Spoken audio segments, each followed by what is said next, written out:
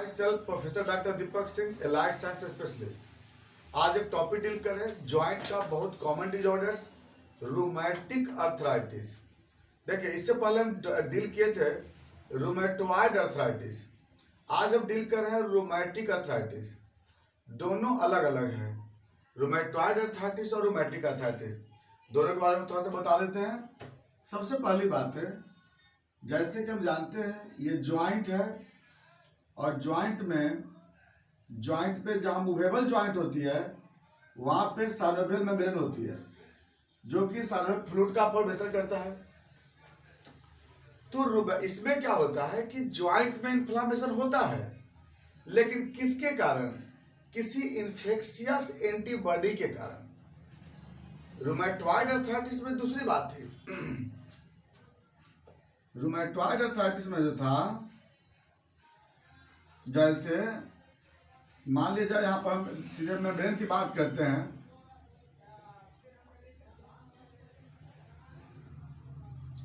Rheumatoid जो होती है ना, यह एक ऑटो इम्यून डिजीज है। और रूमेटिक जो होती है, इसमें क्या होता है कि किसी इन्फेक्शियस एजेंट का एंटीबॉडी के कारण डैमेज होती है इस सेल। देखिए, ये भी रूमेटॉइड में भी सेल जो डैमेज होता है ना, यह भी डैमेज होती है किसके कारण? एंटीबॉडी के कारण। लेकिन कौन सा एंटीबॉडी है? खुद का एंटीबॉडी, साइनोवियल मेम्ब्रेन का एंटीबॉडी। लेकिन यहाँ पे जो मेम्ब्रेन डैमेज होती है ना, ये जो डैमेज होती है यहाँ पे, यह होता है स्ट्रेप्टोकोकस एंटीबॉडी से। तो ये जो होती है ना रूमेटॉइड, इसमें एंटीबॉडी बनता है इसका, और इसके साथ ऐसे बाइंड करके और फिर क्या करता है, इस सेल को डैमेज कर देता है। इसी का एंटीबॉडी अपने ही सेल को पहचानना भूल जाता है, उसको रूमेटॉइड बोला जाता है। रूमेटिक में क्या है कि स्ट्रेप्टोकोकस का एंटीबॉडी आकर के इसको डैमेज करता है। दोनों में अंतर यह है ना कि रूमेटिक ज्यादातर यंग एज में, चाइल्डहुड में ज्यादा होता है। रूमेटॉइड ज्यादातर बच्चों में ज्यादा, यहाँ पे मिस्टेक हो गया, यहाँ पे एडल्ट में ज्यादा होता है, ओल्ड एज में ज्यादा होता है रूमेटॉइड अर्थराइटिस। और रूमेटिक बच्चों में ज्यादा होता है।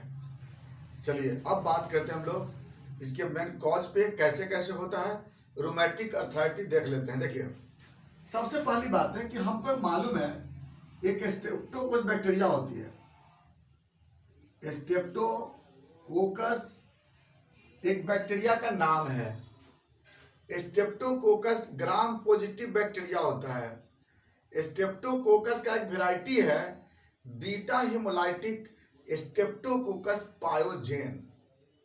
पूरा बैक्टीरिया का नाम है बीटा हेमोलाइटिक स्ट्रेप्टोकोकस पायोजेन। एक यह बैक्टीरिया है।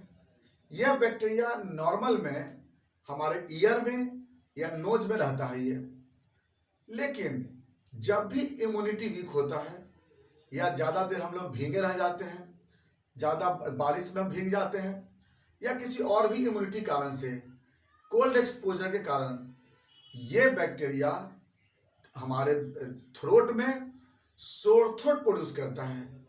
सोर थ्रोट, फेरिंजाइटिस, टॉन्सिल में टॉन्सिलाइटिस, लंग्स में ब्रोंकाइटिस। चलिए, ये जो बैक्टीरिया है, ये बैक्टीरिया इन्फेक्शन के बाद सिम्टम प्रोड्यूस किया। अब ये जो डिजीज है, या 1 से 2 सप्ताह के अंदर ठीक हो जाता है। क्या ठीक हो जाता है? टॉन्सिलाइटिस, फेरिंजाइटिस या ब्रोंकाइटिस तो ठीक है। अगर ये बाय द वे 2 सप्ताह में नहीं ठीक हुआ, या फिर बार बार रिपीट करता है, अगर बाय द वे बार बार किसी को फेरिंजाइटिस हो रही है, बार बार किसी को सोर थ्रोट हो रहा है, तो बार बार अगर इन्फेक्शन अगर होता है, या अगर यही इन्फेक्शन अगर रिपीट अगर हो रही है, ये लंबे समय तक अगर चला गया, अगर दवाई नहीं करते हैं, सपोज दैट ट्रीटमेंट नहीं कर पाते हैं, उस कंडीशन में यह स्ट्रेप्टोकोकस का बैक्टीरिया का एंटीबॉडी हमारे बॉडी में तैयार होने लगता है। हमारे बॉडी में एंटीबॉडी बनने लगता है। कौन सा एंटीबॉडी? स्ट्रेप्टोकोकस का एंटीबॉडी, जिसका जांच में एएसओ टाइटर लिखते हैं, अभी बताने वाले हैं उसके बारे में। तो यह जो एंटीबॉडी बनने लगता है ना, यह एंटीबॉडी बॉडी में धीरे धीरे बढ़ने लगता है। बच्चों में 125 इंटरनेशनल यूनिट से ज्यादा और एडल्ट में 200 से ज्यादा। जैसे ही 125 या 200 से ज्यादा हुआ, बच्चा में 125, एडल्ट में 200 इंटरनेशनल यूनिट, अगर जैसे इस लेवल से ज्यादा रहेगा, वह एंटीबॉडी का, इस एंटीबॉडी का जो प्रोटीन है, स्ट्रेप्टोकोकस का जो प्रोटीन, एंटीबॉडी का प्रोटीन है, इसका प्रोटीन और साइनोवियल मेम्ब्रेन के सेल का प्रोटीन, दोनों का मैच बराबर होता है, दोनों आपस में मिल जाता है। कौन कौन? स्ट्रेप्टोकोकस के एंटीबॉडी का प्रोटीन और साइनोवियल सेल्स का मेम्ब्रेन का प्रोटीन दोनों इक्वल होता है। क्या होता है? अब यह जो एंटीबॉडी है आके इस पे अटैच कर देगा, इसे, ये एंटीबॉडी अटैच कर जाएगा। अब इधर जो अटैच करता है, देखिए इसमें अटैच करता है एंटीजन बाइंडिंग साइट से, रोमेटॉइड में नहीं, रोमैटिक में जहां पे कंप्लीमेंट बाइंडिंग साइट होती है ना, कंप्लीमेंट एंटीबॉडी में पढ़ेंगे आप, एंटीबॉडी में ऐसा होता है ना, एंटीबॉडी का स्ट्रक्चर, तो इधर में होता है कंप्लीमेंट बाइंडिंग साइट, इधर में होता है एंटीजन बाइंडिंग साइट। तो इधर साइड से अटैच किया है ना, जैसे कंप्लीमेंट, इसी से अटैच करने के कारण यहाँ पे क्या हो गया, अब इंफ्लामेटरी रिएक्शन स्टार्ट हो जाता है। अब जैसे इंफ्लामेटरी रिएक्शन स्टार्ट हो गया, यहाँ पे इंफ्लामेशन हुआ, और इस इंफ्लामेशन को क्या बोलते हैं, आर्थराइटिस, और यहाँ पे हुआ किसकी वजह से है, रोमैटिक की वजह से। अब चलिए, तो स्ट्रेप्टोकोकस बैक्टीरिया जो होती है ना, इसके कारण जब इंफ्लामेशन होती है यहाँ पे, उसके एंटीबॉडी से इंफ्लामेशन होता है, इसको बोलते हैं रोमैटिक आर्थराइटिस।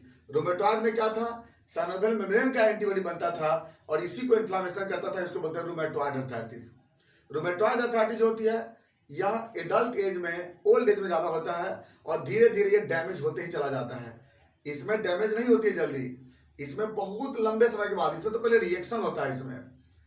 अब देखिए यहाँ पे इस पेशेंट में सिम्टम क्या होगा कि बॉडी के किसी भी ज्वाइंट में इंफ्लामेशन हो सकता है, किसी भी ज्वाइंट में पेन, स्वेलिंग, इंफ्लामेशन कहीं भी हो सकता है, या ये भी हो सकता है पूरे बॉडी में एक साथ हो सकता है ऐसा इंफ्लामेशन, पेन। तो एक साथ इंफ्लामेशन, एक साथ पेन, एक साथ स्वेलिंग, या कहीं भी हो सकता है स्वेलिंग, पेन, ऐसा कैरेक्टर मिलता है रोमैटिक आर्थराइटिस में। साथ साथ ज्वाइंट में रेडनेस हो जाएगी, उसके बाद स्किन पे रैशेस भी होंगे, फीवर भी होगी, और साथ साथ कार्डियक प्रॉब्लम भी कभी कभी होगी, यूरिन से प्रोटीन भी पास कर सकता है, हेडेक भी होता है। ऐसे कंडीशन को रोमैटिक आर्थराइटिस बोलते हैं। कॉम्प्लिकेशन, रोमैटिक आर्थराइटिस का कॉम्प्लिकेशन क्या है, इस मरीज में rheumatic chorea, costal rheumatism, myocarditis, endocarditis, pericarditis, pancarditis, mitral stenosis, mitral valve prolapse, mitral regurgitation, aortic regurgitation, aortic stenosis, nephritic syndrome, ये जितने भी आप देखें डिजॉर्डर्स, ये सारे के सारे डिजॉर्डर्स, इसमें कॉम्प्लिकेशन होने की चांसेस होती है, क्योंकि सबको इफेक्ट करता है एंटीबॉडी है।